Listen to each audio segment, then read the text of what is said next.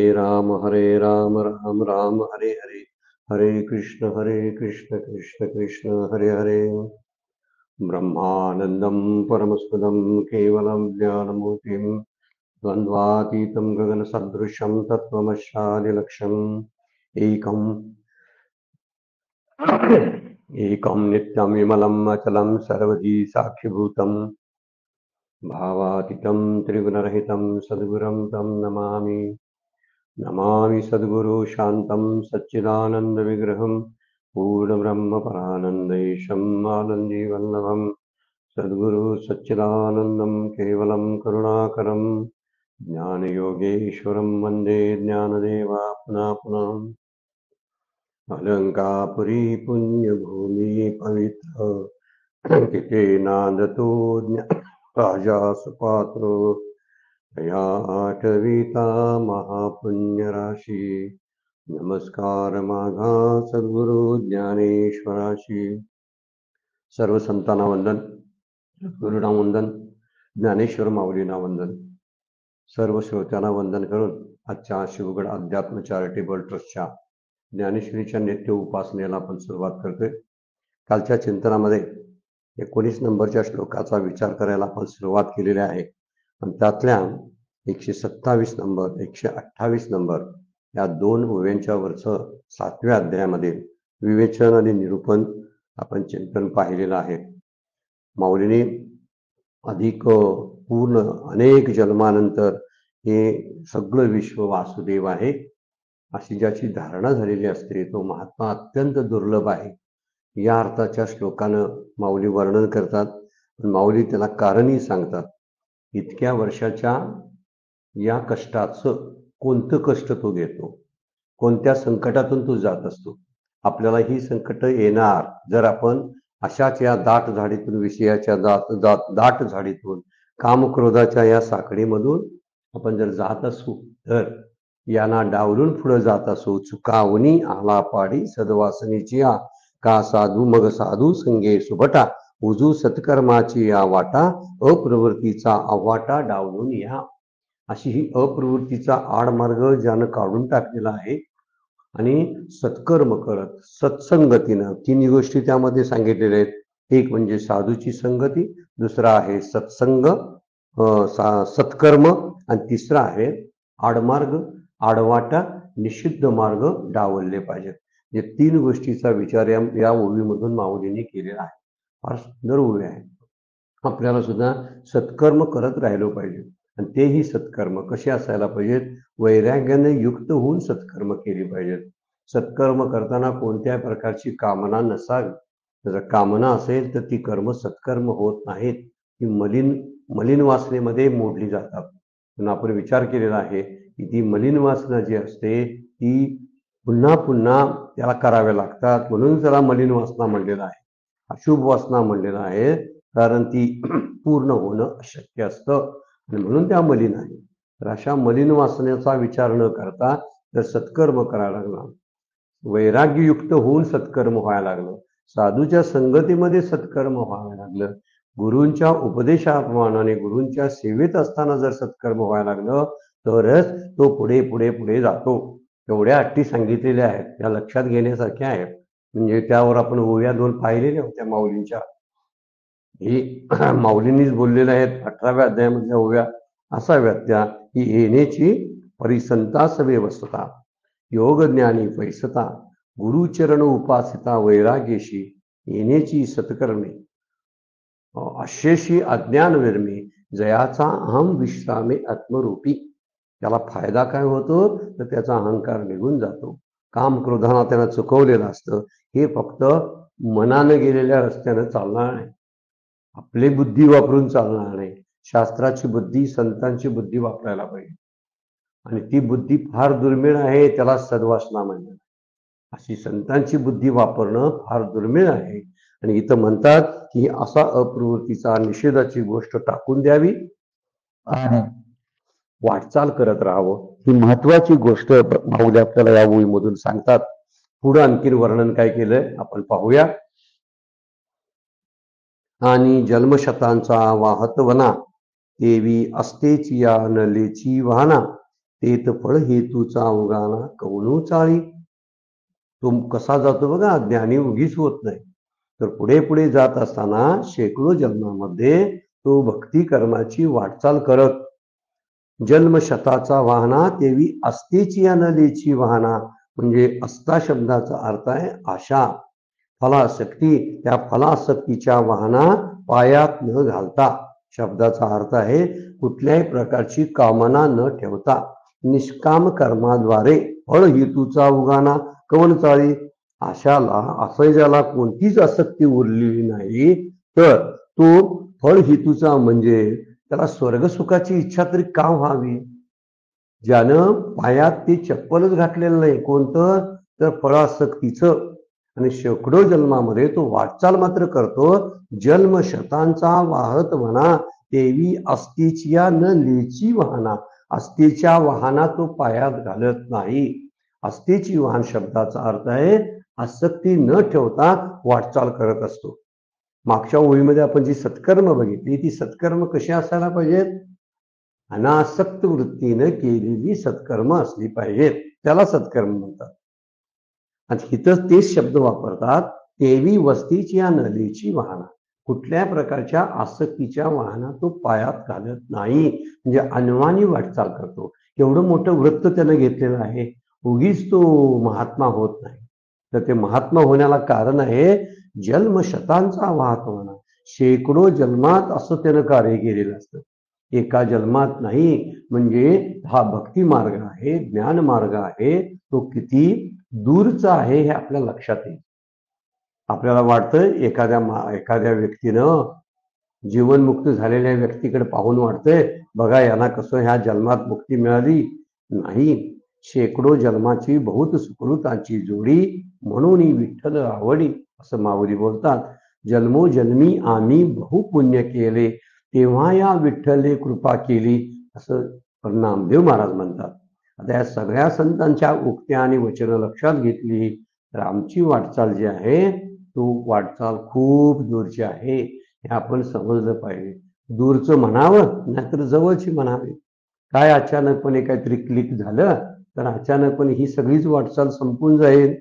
नाही तर म्हणतात आणि जन्मशताचा वाहत म्हणा तेवी अस्तेची न लेची वाहना, तेत फळ हेतूचा ओघाना कवन चाळी. त्या ठिकाणी कुठली फळ अपेक्षा त्याची असणार आहे, ज्यानं अनासक्तीच्या वाहना पायामध्ये घातलेल्या आहेत, ज्यानं आशयाला बाजूला ठेवलेला आहे. अस्तेची न लेची वाहना, कुठल्या प्रकारची आशा, कुठल्या प्रकारची आसक्ती त्यानं अजिबात ठेवलेली नाही, तर अस्तित्व न ठेवता हा पुढे पुढे पुढे चालतो. आणि चालतो कसा, तर फळ हेतूचा उगाना कवणू चाळी. कवणू चाळी शब्दाचा अर्थ होतो तर ही याचा हिशोब तो कशाला ठेवेल, किती पुण्य झालीत, किती साधना मी केली, याचा हिशोब तो ठेवत नाही. फळ हेतूच त्याच्या मनामध्ये कुठलंही प्रयोजन नसतं, कोणत्याही प्रकारची आसक्ती ओढलेली नसते, तर स्वर्ग सुखाची तरी इच्छा का राहावी. म्हणून तो सकाम कर्माचा हिशेब ठेवत नाही. का ठेवेल तो, कारण ज्याचं मोक्ष हेच साध्य ठरलेलं असतं तो साधनांचा हिशोब ठेवत नाही. चालत असताना ज्याचं टार्गेट फिक्स झालेलं आहे, तो चालताना किती काटे कुठे पायात घुसले, किती फायदा झाला, किती लोक मला दिसले, पुन्हा कुणाचं मी पुन्हा कुणाला ओलांडून पुढे गेलो, हे तो हिशेबा ठेवत नाही. मागच्या एका चिंतनामध्ये आपण बघितलं होतं ना, की जी नदी आहे ती सागराला जेव्हा मिळते तेव्हा मागचा हिशेब ठेवत नाही. 124 नंबरच्या ओळीमध्ये आपण पाहिलेलं होतं. कुठल्याही प्रकारच्या पाप पुण्यांची मोजदाद त्यांच्याकडे नसते. नाही पापाची टोचणी, नाही पुण्याची मोजणी, हे तो गंगा उगीचे पाणी.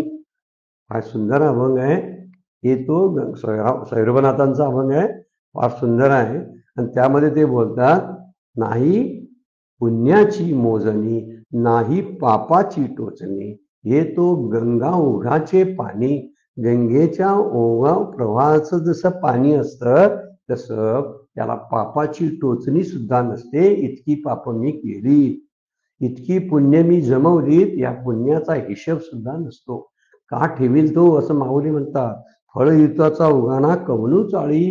कशाला तो हिशेब ठेवेल? कारण त्याला दिसणारं, समोर दिसणारं शिखर दिसायला लागलेलं आहे, ज्या ठिकाणी आता तो पोहोचणार आहे. आणि पोहोचत असताना रस्त्यात किती दगडधोंडे आहेत, काटे कुठे आहेत, फुलांची आरास किती आहे, याचा हिशोब तो ठेवत नाही. कुणी मान दिलेत, कुणी अपमान केलेत या वाटचालीमध्ये, प्रवासामध्ये, याचा हिशेब ठेवत नाही. किती ग्रंथ वाचलेत, किती प्रवचन आणि कीर्तन केलीत, याचा हिशेब ठेवत नाहीत. हिशेब ठेवतो याची आसक्ती शिल्लकच असते, पण हिशेब ठेवायलाच नको. यासाठीच माऊली म्हणतात, फळ हेतूचा उगाना कौनू चाळी. कशाला फळ हेतूचा? म्हणजे स्वर्ग सुखाची इच्छा तरी तो का बाळगेल? किंवा त्या सगळ्या पाप पुण्याचा हिशोब त्याला कशाला ठेवायचा आहे? म्हणून पुण्याची गणना तरी कशाला करत बसेल? माऊलींचा हरिपाठामधला पहिलाच अभंग आहे, देवाच्या दारी उभा क्षण भरी, तेने मुक्ती चारी साधे द्या. हरिमुखे म्हणा, हरिमुखे म्हणा, पुण्याची गणना कोण करी. त्या ठिकाणी कोण करी असं विधानात्मक वाक्य सुद्धा वाचता येतं, आणि कोण करी असा प्रश्नार्थी वाक्य सुद्धा त्याची तयारी ओवीची अर्थ आपण लक्षात घेऊ शकतो, की हरिमुखे म्हणा, हरिमुखे म्हणा, पुण्याची गणना कोण करी असं प्रश्नार्थी वाक्य जर केलं तर त्या ओवीचा अर्थच बदलून जातो. म्हणजे अशाचा हिशेब हा मोठा माणूस महात्मा ठेवत नाही बरं का. की पाप पुण्याबद्दल काय काय हरवलं, काय गमवलं, काय प्राप्त काय केलं, ते प्रापंचिक सगळं आहे. ते हरवणं पण खोटं आहे आणि प्राप्त करणं पण खोटं आहे. नुसतं प्राप्त करणं खोटं नाही, हरवणं सुद्धा खोटं आहे. माझं हरवलं म्हणायला मी आणलंच नव्हतं, मग हरवेल कसं, असा प्रश्न तो स्वतःला विचारतो. आम्हाला मात्र काहीतरी माझं गमवलेलं असलं की लगेच मला त्याची कुणकुण लागते, मला त्याची बोचणी लागायला लागते. माऊली म्हणतात की एका जन्मातलं सगळं झालेलं नाही, तर अनेक जन्माचं आहे. त्यामुळे तो फायद्या तोट्याचा विचार करत नाही. फायदा तोटा हा प्रापंचिक मार्गाचा विचार आहे, आणि आत्मकल्याण हे पारमार्थिक वाटचालीवरचा विचार आहे. या दोन्ही विचारामधला तो प्रपंचामध्ये त्याचं लक्षच नसतं ना. विषयाची दाट झाडी त्यानं चुकवलेली आहे, काम क्रोधाच्या वाटा त्यानं डावललेल्या आहे, वाटा आडमार्ग त्यानं बाजूला केलेला आहे. याचा अर्थ त्यानं प्रपंचाला बाजूला केलेला आहे, आणि म्हणूनच त्याला फायद्या तोट्याचा विचार नसतो. मग असा फायद्या तोट्याचा विचार न करणारा असा कशाला पुण्याची सुद्धा गणना करत बसेल? म्हणून जन्मशतांचा वाहतवना म्हणजे या जन्मशतात जन्म घेत असताना या प्रवासामध्ये आस्थेची या नलेची वाहना. प्रवास करत असताना काही मंडळी बघा, काहींचं व्रत असतं, मंदिरात जायचं असेल तर अनवाणी पायानं जायचं. तसा हा अनवाणी पाय शब्दाचा अर्थ आहे काहीतरी त्याग. इथं सांगितलेला आहे तो कोणता त्याग? आस्थेची या नलेची वाहना. आशेची फळ हेतूचं प्रयोजन कोणतंही तो पायात घालत नाही, ती वाहन आपल्या पायात घालत नाही. म्हणून ज्याचा साध्यावर पूर्ण विश्वास असतो तो साधनाला अजिबात कंटाळत नाही. मला एवढं करायला लागलं, मला तेवढं करायला लागलं. आई आपल्या मुलांच्या करण्याचा हिशेब ठेवते काय कधी? बघा, कधीच नाही. संतांनी एवढे उपकार केलेत, पण त्या उपकाराची भाषा त्यांच्या ग्रंथातून कुठं आपल्याला दिसते काय? बघा, कुठंही दिसत नाही. याचा अर्थ ज्यांचं खरंच प्रेम असतं ते आपल्या कर्तृत्वाबद्दलचा अभिमान ठेवत नाहीत. आपण काय काय केलं त्या प्रेमिकासाठी, त्या प्रेमळ व्यक्तीसाठी काय केलं याची गणना त्यांच्याकडे नसते. म्हणून ज्यांचं साध्यावर लक्ष असतं त्याला साधनाचा कंटाळा काय येईल सांगा?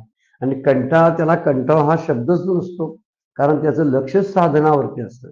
आपण कुठेतरी निघालो की पुढे एखाद्या व्यक्तीला भेटायचं असेल तर मध्ये काय काय एखादी दगड जरी लागला, त्याला ठेच लागली तरी आपण बघत नाही, कारण त्या व्यक्तीला आपल्याला भेटायचं असतं म्हणून. एखादी बस सुटायला लागली आपल्या समोर आणि म्हणून जायला लागली म्हणून जर आपण गडबडीनं किती गडबडीनं पळतो, कोणतरी हाक मारत असते तिकडे दुर्लक्ष करतो आपण.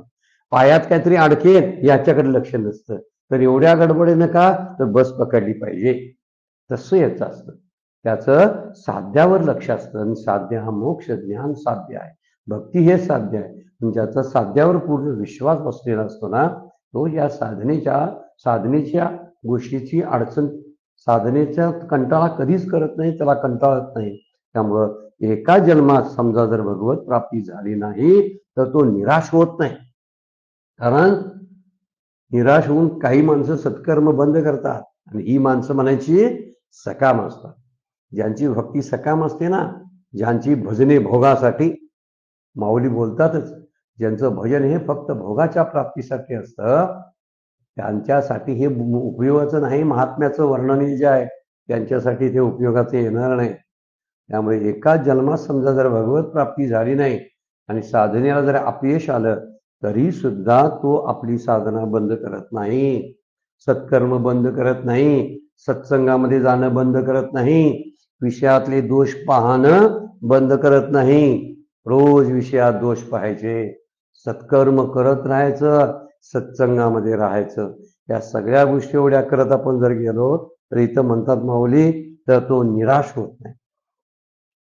काहीतरी झालं तर निराश होतोय आपण. एखादी ठरलेली गोष्ट आपल्याला प्राप्त झाली नाही तर देवावर आपण रुजतो आणि देवाला म्हणतो तुझं काय खरं नाही. देवालाच खरं नाही असं आपण म्हणायला लागतो. देवाचं करणं खरं नाही, देवच खरा नाही, इथंपर्यंत मजल जाते या सकाम विषयी पामर लोकांची. म्हणून अमूक फळ मिळण्याची तो आशाच ठेवत. अस्तेची या नलेची वाहना या शब्दाचाच अर्थ आहे अमुक फळ मिळावं अशी त्याची आशाच नसते. आणि तो त्याचा साधनाचा जो प्रवास आहे म्हणजे ज्ञान प्राप्तीचा मार्ग जो आहे त्या ज्ञान प्राप्तीचा मार्ग आनंददायी असतो. म्हणजे त्यातले काटेकुटे सुद्धा आनंददायी वाटतात, त्यातली संकट सुद्धा आनंददायी वाटतात. तुकोबा म्हणतात ना, यासाठी केला होता ठास. या अभंगामध्ये म्हणतात, कौतुक वाटे झाली या वेचाचे, नाव मंगळाचे येणे गुणे. कौतुक वाटे झाले या वेचाचे. जे दिवस माझे गेले हाल अपेष्टामध्ये, आता त्याचं काय वाटत नाही. उलट वाटत नाही म्हणजे वाईट तरी सोडाच, कौतुक वाटतं त्याचं.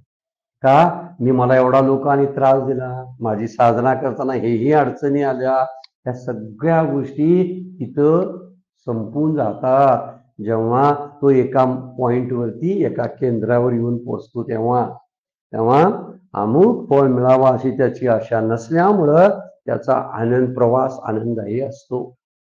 आपण कुठल्याही कार्याला बाहेर पडलो तर आपल्या मनात काहीतरी असतं असं व्हावं, त्यामुळे प्रवास सुद्धा आपला आनंददायी होत नाही. मुद्दा हा आहे फार महत्वाचा. आपण एखादा प्रवास करत असताना त्या प्रवासामध्ये जर सकामता ठेवली, कुठली प्रापंचिक गोष्ट असू दे, तरी सुद्धा व्यवहार करताना सुद्धा आपला तो प्रवास आनंददायी होत नाही. तसा हा ज्ञान मार्गावरला प्रवास सुद्धा असा आहे की तिथं सकामता नसेल ना तर त्याची सुद्धा मजा वाटत असते. संत भेटत असतात, मजा वाटते, काहीतरी अनुभव येत असतात, काहीतरी असे दृष्टांत आणि स्वप्न पडत असतात. ही मजेशीर वाटचाल आहे आणि ह्या मजेशीर वाटचालीमध्ये तो आनंद उपभोगत असतो. त्यामुळं त्याला मोक्षाची सीमा दिसत असते आणि मोक्ष सुद्धा, मोक्ष प्राप्तीची झलक त्याला त्या मोक्षातून, त्या ज्ञानातून मिळत असते. अगदी तो काट्यावरच गेलेला असतो. त्यामुळे सगळे साधन मार्गातले जे अडथळे आहेत ते त्याला अडथळे वाटतच नाही, त्याच्या पलीकडे तो गेलेला असतो. आणि त्यामुळं किती दिवस मला कष्ट करावे लागलेत, त्या कष्टातून मला काय मिळालं याचा विचार त्यानं सोडून दिलेला असतो. म्हणून माऊली म्हणतात, आता ही एक साधना सांगितलेली आहे, म्हणजे आपली वाटचाल निष्काम असली पाहिजे. हा मुद्दा या ओवीतून माऊली सांगतात. आपण जो साधन मार्ग अंगीकारलेला आहे तो साधन मार्ग अत्यंत निष्काम वृत्तीनं त्याची वाटचाल झाली पाहिजे, तरच आपण त्या या कुठं जाऊन पोचतो, स्वर्ग सुखाच्या पलीकडचा जो रस्ता आहे तिथं जाऊन पोचतो, जिथं सतत आनंद असतो. त्या आनंदाच्या केंद्राला आपण प्राप्त करतो. माऊली म्हणतात, आणि जन्मशतांचा वाहतवना देवी असतेची या न लेची वाहना, तेत फळ हेतूचा उगाना कौणू चाळे.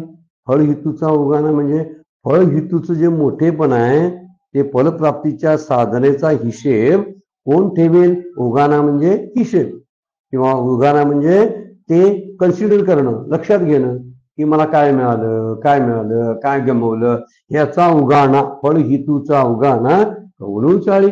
कशाला हिशेब ठेवेल, त्याच्याकडे कुठला हिशोबच नसतो. तुकोबाने आपल्या सावकारकीतल्या वह्या पाण्यामध्ये बुडवून टाकल्या.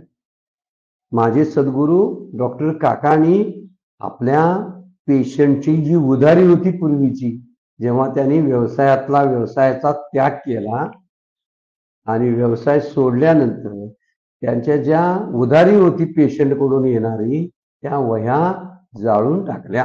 का? त्याला कारण आहे. चुकून ती वही बघितली तर एखादी व्यक्ती समोर येईल आणि मला माझा प्रपंच आठवेल, यानं माझं देणं आहे असं वाटेल. तुकोबांनी जो प्रकार केला हे आमचे सद्गुरूही तेच करतात. त्यांनी आपल्या वह्या जाळून टाकल्या आणि तुकोबांनी सुद्धा आपल्या वह्या बुडवून टाकल्या. का? मला सावकारकी नकोच आहे आणि सावकारकीमध्ये राहिलेले जे अवशेष आहेत ते अवशेष सुद्धा मला उद्ध्वस्त करून टाकायचे आहेत. ते अवशेष नंतर त्रास देतात. बारीक बारीक सूक्ष्म अहंकार शिल्लक राहत असतो, सूक्ष्म आसक्ती शिल्लक राहत असते, ती आपणच काढून टाकावी लागते.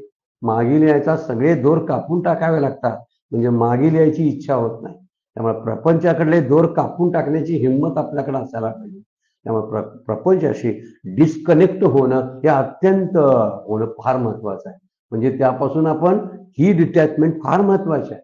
एकदम करता आलं नाही तर हळू ही दोरी आपण कापलीच पाहिजे. म्हणजे मागे येण्याचे जे मार्ग आहेत प्रपंचात आणि मृत्यू लोकामध्ये ते बंद होतील आणि पुढचाच रस्ता सुरू होईल, ज्याला ती शेवटची गती मागच्या ओळीमध्ये माऊलीने बोललेलं आहे, शेवटची गती प्राप्त होते.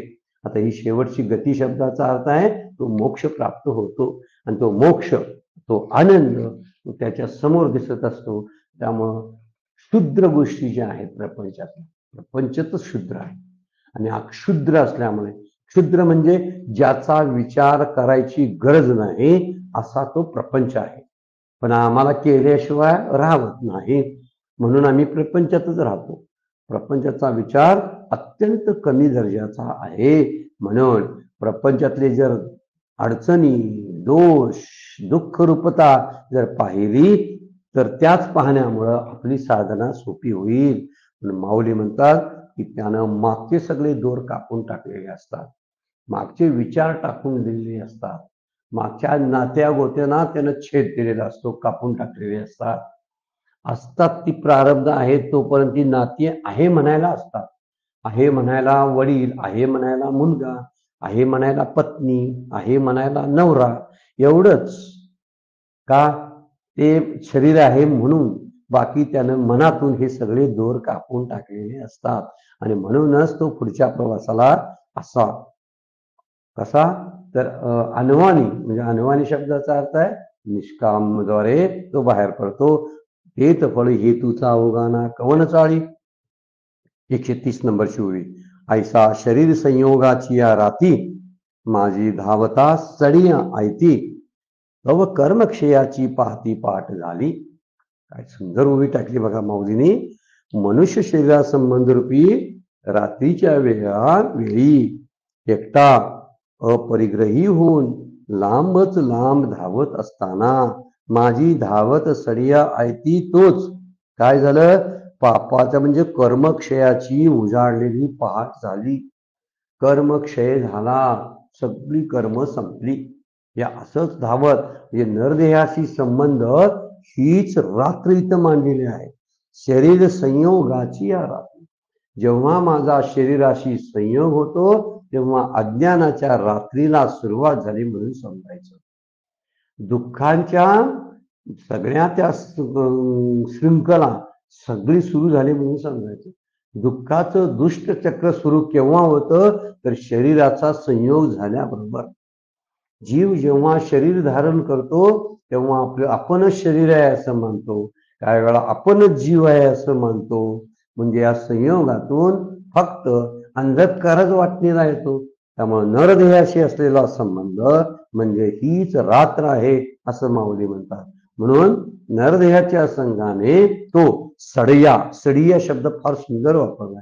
सडिया म्हणजे हातात काय न घेता म्हणतं, म्हणजे माझं काही न म्हणता. अपरिग्रह म्हणजे सडिया म्हणजे संग्रह वृत्तीचा त्याग. मोकळा असेल तरच धावेल ना. जर प्रपंच जर गच्च भरून राहिला असेल तर धावता येत नाही. पाय अडकतात, पायात दोऱ्या असतात, नातलगांच्या स्नेहाच्या, प्रॉपर्टीच्या, आसक्तीच्या, देहाबद्दल असणाऱ्या बंधनाच्या, त्या सगळ्या दोऱ्या बांधलेल्या असतील तर तो धावत कसा अपरिग्रही झाला. सडिया झाला, सडा असला पाहिजे. सडा म्हणजे मोकळा. असं मोकळं पण असेल ना तरच धावता येत, अन्यथा ओझं घेऊन काय धावता येईल. आणि ओझं घेऊन जायला प्रवेश सूत्र कसा मिळेल.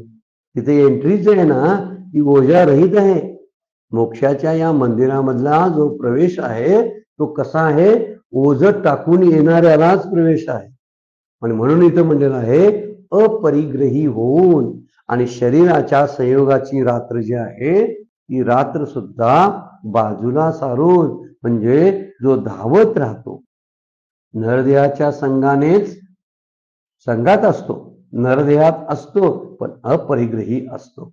आणि जो धावत राहतो त्याला साधन थांबवत नाही तर त्याचा कर्मक्षय होतो. म्हणजे पाप नाशाची पहाट होते. साधन चालूच असतं. आता साधन करत धावत धावत जातो त्याच वेळी कर्मक्षय होतो. कर्मक्षय होणं फार महत्वाची गोष्ट. कर्मक्षय झाल्याशिवाय पुढला येणारी जी आहे गती मनुष्य जन्माची ती थांबवता येत नाही. 84 योनीची जन्माला येणं थांबवता येत नाही. केव्हा थांबवता येईल, जेव्हा पापनाश संपूर्ण होईल तेव्हा, पुण्य संपेल तेव्हा. पुण्यही संपायला पाहिजे आणि पापही संपायला पाहिजे. म्हणजे इथं मात्र म्हणतात कर्मक्षयाची पहाट झाली की मग त्याला सगळं उजाडल्यासारखं दिसतं. रात्र कुठली होती तर शरीर संयोगाची रात्र होती. आणि पहाट कोणती झाली, पण असा धावत धावत निघाला. मी माझं हा परिग्रह टाकून धावा लागला. आणि जेव्हा असा धावतो तेव्हा तो मुक्त होतो. त्याचं धावणं म्हणजे साधना. पण साधना करताना वैराग्य आहे कोणतं, कर्म मी आणि माझे बद्दलचं वैराग्य आहे. संग्रह वृत्ती नाही, अपरिग्रह आहे. आणि अपरिग्रह कोणता, परिग्रह कशाला म्हटलेलं आहे माहिती आहे, मी आणि माझं हाच खरा परिग्रह आहे. माझ्या घरातले जड वस्तू मला हा खरा परिग्रह नाहीच. त्या किती असल्या, पैसा कितीही असला, श्रीमंती किती असली तर ती जड असल्यामुळं माझ्या साधनेत अडथळा मिळत नाही. त्या सगळ्या ऐश्वर्याला मी माझं मानतो. हे मी केलं असं कर्तृत्व मिळवतो त्यावेळी मला मी आणि माझ्यामध्ये अडकून बसतो. पण मी आणि माझं जेव्हा संपून जातं त्यावेळी खरा अपरिग्रह सिद्ध होतो. अपरिग्रह जर व्हायचं असेल तर मनातनं मी आणि माझं काढलं पाहिजे. वर असलं तर चालतंय. घरातलं असलेलं सगळं जे आहे, माझ्या संसारात मिळालेली प्रपंचात असणाऱ्या व्यक्ती वस्तू काय असतील ते, मला मिळालेली मान मरात असू देत, त्याने काही फारसं बिघडत नाही. फक्त मी आणि माझं त्याला चिकटवायचं लेबल नाही चिकटवलं ना आपण रिकाम झाल्याचा अनुभव येतो. रिकाम झाला की हलका होतो, हलका झाला की धावणं सोपं जातं, साधना सोपी जाते. नामाला बसताना, ध्यानाला बसताना हे प्रापंचिक विचार असे घुसळत असतात, ते मी माझेमुळे येत असतात. त्यालाच खरा परिग्रह म्हणतात. हा परिग्रह ज्यानं संपवलेला आहे त्याला शांतपणे ध्यान करता येतं, त्याला शांतपणे नाम घेता येतं. नाम घेण्यासाठी आपण रिकाम लागतो. इथं माऊली म्हणतात शरीराचा संयोगाची रात्र संपून जाते आणि अपरिग्रहाच्या द्वारे असा धावत त्याची कर्मक्षयाची पाठ होते आणि कर्मक्षय होतो. पाप पुण्य लयाला जातात आणि जन्माला येणं थांबतं.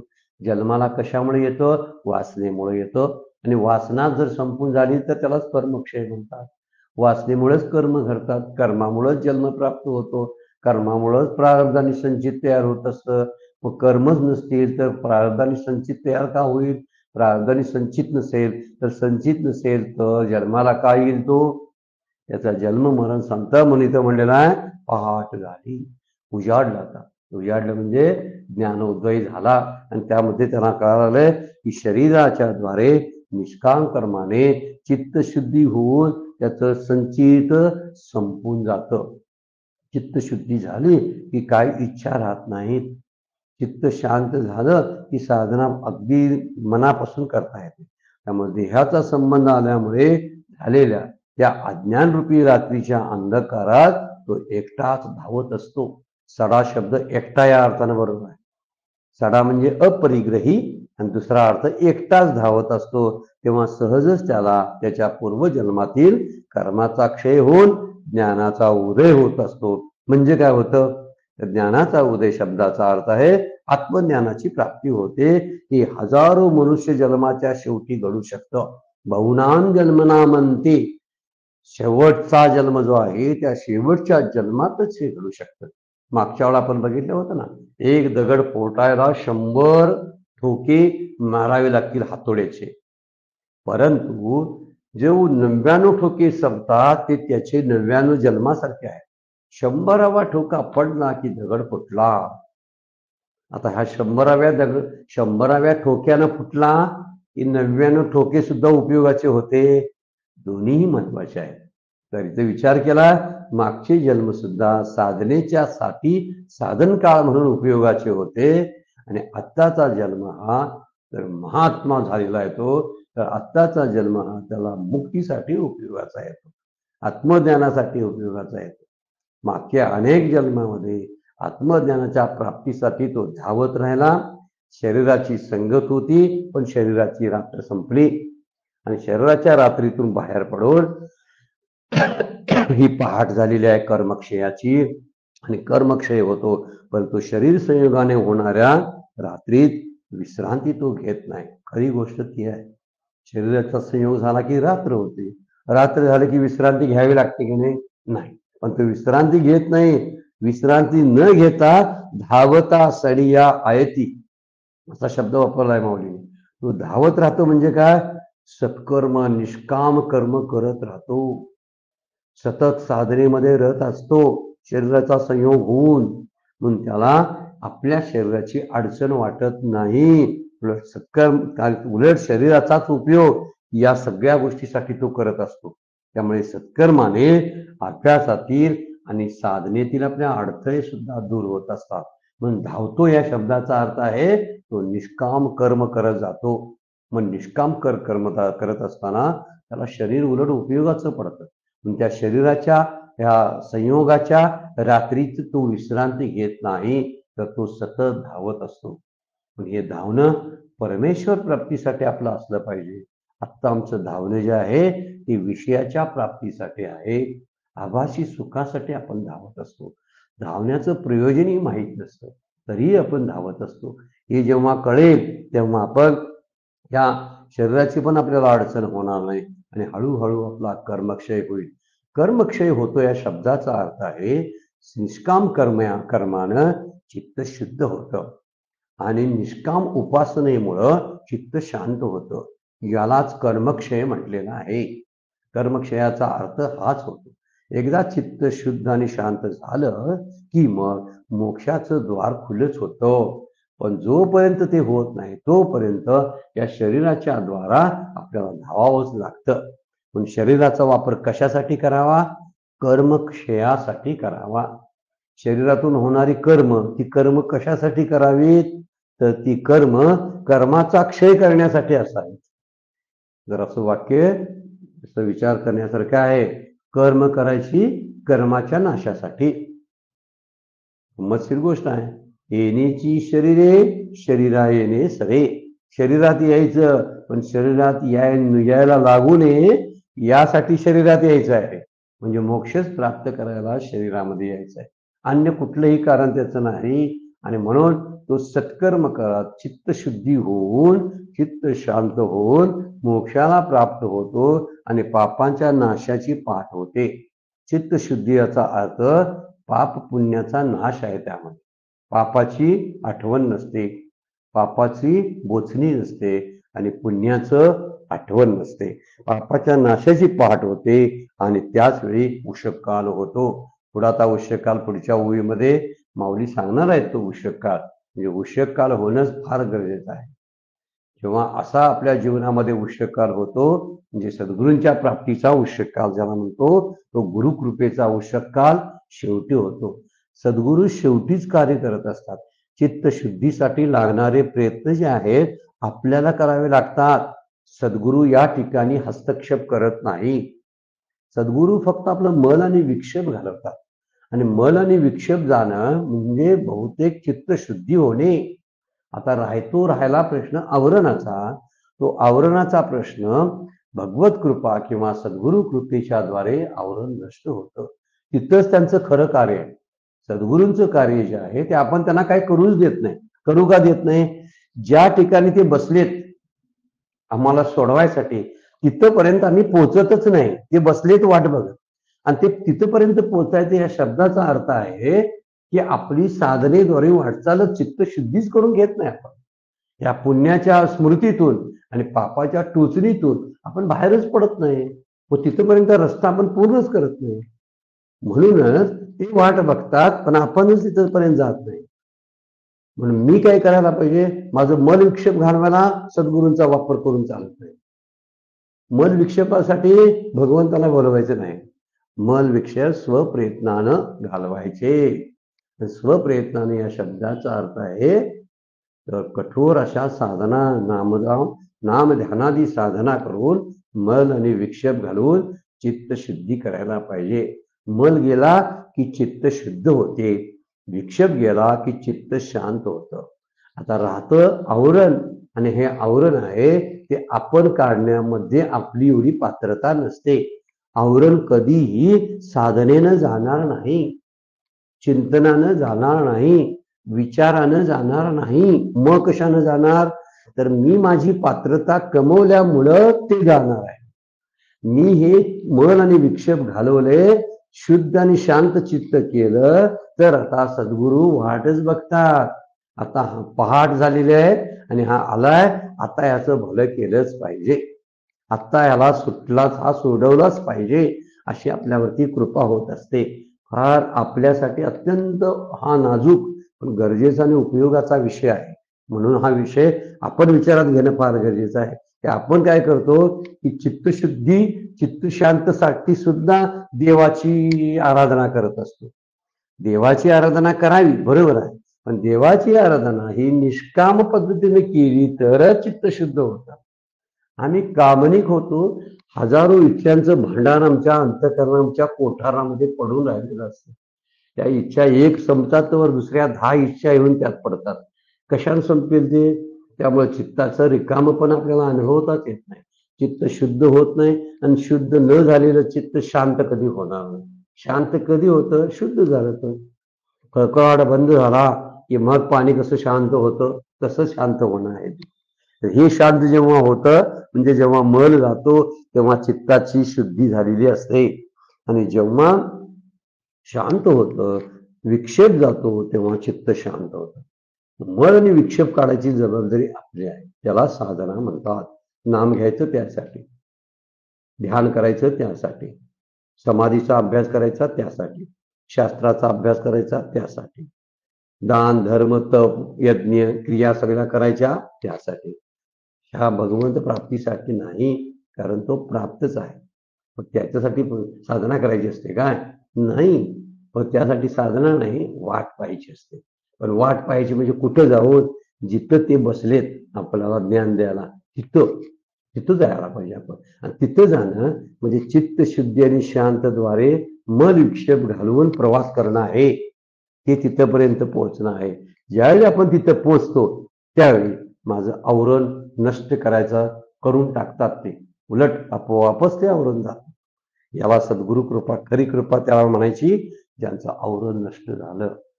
जोपर्यंत आवरण नष्ट होत नाही तोपर्यंत आपण मन विक्षेपामध्ये आहे समजायचं. हजारो प्रवचन करू दे, कीर्तन करू दे आणि लोकांच्या कितीही पाया पडून घेऊ दे किंवा कितीही गळ्यात माळा पडू द्यात, हार पडू द्यात आणि लोक कितीही सत्कार करू द्यात, जोपर्यंत मन विक्षेप गेले नाहीत ना तोपर्यंत मुक्ती नाही. आणि मन विक्षेप जातील कधी? जेव्हा माझा कोण सत्कार करतोय का काय म्हणून वाट पाहत बसतो, किंवा माझा अपमान होईल म्हणून भीत घाबरत असतो, किंवा अपमानापासून दूर पळतो, मानाची सतत अपेक्षा ठेवतो, तोच भित्रा कधीही मोक्ष प्राप्त करून घेणार नाही. काहीतरी गैरसमज वाटतात की मी काही थोडीशी प्रवचनं करतो, कीर्तन करतो, लोक मानायला लागतात, पूज्य म्हणतात, आदरणीय म्हणतात, परमपूज्यही म्हणत असतात. ह्यांच्या म्हणण्याला काय अर्थ नसतात. जे परमपूज्य म्हणतात ते कधीतरी आपल्याला पूज्य करून म्हणजे शून्य करून सुद्धा टाकतील. काय सांगता येणार नाही, झिरो करतील. यांच्या उपयोगानेही माझं चित्त शुद्ध झाले की नाही मलाच तपासलं पाहिजे. माझ्या चित्तातले विक्षेप गेलेत की नाही हे मलाच तपासले पाहिजे. म्हणजे शांततेचा अनुभव येतो. मला आता काही नको असं जेव्हा वाटायला लागतं ना त्यावेळी ते चित्त विक्षेपरहित झालेलं असतं. आणि असं विक्षेपरहित चित्ताचा विचार माऊली म्हणतात तिला उष्काळ होणं. कर्मक्षयाची पहाट झाली त्यावेळी खऱ्या अर्थानं पापाच्या नाशाची पहाट होते आणि गुरुकृपेचा उष्काळ होतो आणि ज्ञानाचा सूर्योदय होतो. पुढे त्याचं वर्णन आपण आता बघणारच आहोत. आणि अज्ञान अंधकार संपून जाऊन त्याला त्यासाठी काय करावं लागतं मात्र सडिया आयती धावता सडिया व्हावं लागतं. म्हणजे मी आणि माझाचा जो परिग्रह आहे हा परिग्रह सोडावा लागतो. वैराग्यच असावं लागतं. या समस्त संसाराला अनित्यत्वच द्यावं लागतं. तरच आपला प्रवास जो आहे तो आनंददायी होत असतो. त्यामुळे आनंददायी प्रवासासाठीच वर्णन केलेलं आहे की शरीराच्या संयोगाने हे होतं कर्मक्षयाची पहाट. पण आपण साधनेमधून राहिलो तर कर्म संपून जातील आणि ही कर्म संपून गेली. कोणती कर्म? मला काय करणं शिल्लक नाही असं म्हणून कर्म करतो ना त्याचा कर्म घडतच नाही. माझं काय करणं नाही, मला काय प्राप्त करायचं नाही असे इच्छा मनात असते, काही मला मिळवायचं नाही तरी पण कर्म चालू असतात. असतील कर्म जी कर्माचा लेप लागत नाही ना त्यामुळे कर्माचा क्षय होतो आणि निवांत होतो. फार सुंदर माऊलीने वर्णन केलेलं आहे. एक 2-3 इथं वर्णन करताना सांगितलेले आहेत. एक साधना सांगितलेल्या आहेत. त्या साधना सांगायला त्याशिवाय तो महात्मा दुर्लभ महात्मा आपल्याला होता येत नाही किंवा भेटत नाहीत असा त्याचा अर्थ आहे. वेळ संपलेला आहे. आपल्याला थांबावं लागतंय. आजची सेवा सद्गुरूंच्या चरणी भगवान ज्ञानेश्वरांच्या चरणी अर्पण करून विराम घेऊया. पुंडलिक वरदारी विठ्ठल श्री ज्ञानदेव तुकाराम.